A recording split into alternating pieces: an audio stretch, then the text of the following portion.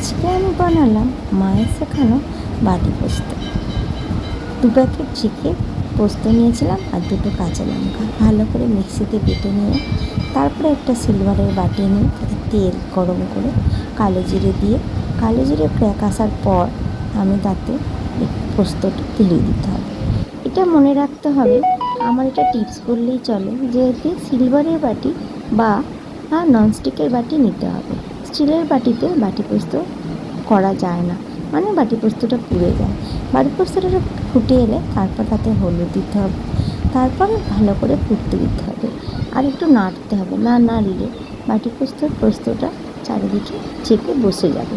ওই জন্য কন্টিনিউ একটু নেড়ে দেওয়া দরকার লাগে। তারপরে একটু ফুটে এলে 2টো কাঁচা লঙ্কা দিয়ে আবার এটাকে ফুটতে দিতে হবে জলটা শুকনো হয়ে আসা পর্যন্ত। তারপর দেখাই যাবে যে জলটা শুকনো হয়ে এসেছে, তখন তাতে একটু নুন আর কাঁচা তেল দিয়ে, আমি 2 ফলা কাঁচা তেল দিয়েছিলাম, একটু বেশি কাঁচা তেলটা দিলে ভালো লাগে।